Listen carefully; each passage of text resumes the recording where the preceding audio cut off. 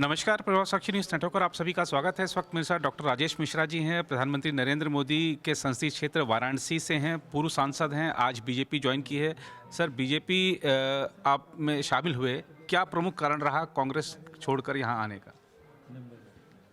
प्रमुख कारण तो आदरणीय प्रधानमंत्री जी हैं, जी हमारे सांसद भी हैं। जी और यदि हमारा सांसद इतना गौरवशाली हो जी कि उससे पूरे देश और दुनिया में वो नाम रोशन करे, जी तो सिर्फ भारत का नाम रोशन नहीं हो रहा है बल्कि बनारस का भी नाम रोशन होता है। जी तो इससे बड़ा सौभाग्य की बात हमारे लिए क्या हो सकती है। जी मोदी जी 2014 में सांसद हुए, मैं 2004 में सांसद था, जी तो इससे बड़ी बात कुछ हो नहीं सकती थी। जी मेरे लिए सौभाग्य का विषय था। जी और आज की तारीख में मैं ये मानता हूँ कि इस देश में मोदी जी का कोई विकल्प नहीं।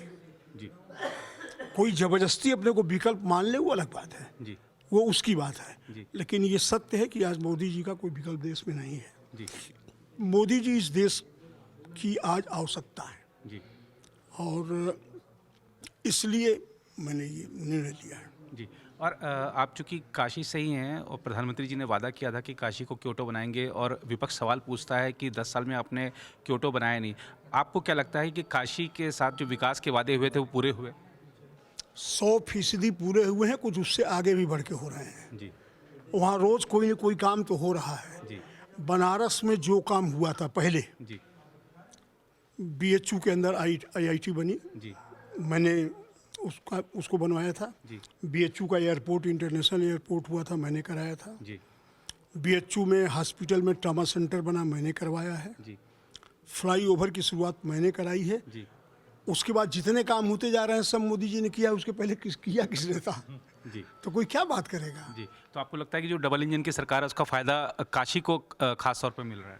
ऐसा है कि डबल इंजन ट्रिपल इंजन तो बात की बात है, बनारस को फायदा मोदी जी का मिल रहा है। जी। एक चीज़ और कि राहुल गांधी भी अपनी भारत जोड़ो यात्रा लेकर गए थे। उन्होंने एक टिप्पणी की कि कुछ लड़कों को शायद उन्होंने देखा होगा कि उन्होंने कहा कि यूपी के जो लड़के हैं वो नशे में रहते हैं, और ख़ासतौर पर काशी में ये बात कह दी। इसको कैसे देखते हैं आप? देखिए, ऐसा कि मैं इस पर कुछ भी टिप्पणी क्यों आज लोग सोचेंगे मैं भाजपा में हूँ इसलिए मैं बोल रहा हूँ। जी जी मैं उस पर नहीं बोलना चाहता। जी लेकिन बोलने के पहले नेता को समझना चाहिए कि मुझे क्या कहना चाहिए। जी निकली हुई है दुर्गा पूजा का समय था, जी मूर्तियाँ विसर्जित की जाती हैं। जी तो मूर्तियाँ विसर्जित की जाती हैं तो लड़के डांस उन्स करके आगे आगे जाते हैं। जी अब यदि किसी नेता को उस पर कमेंट करके बोलना हो कि ये पूरा बनारस के लड़के शराब पी रहे हैं, जी तो इस पर मुझे क्या कहना है?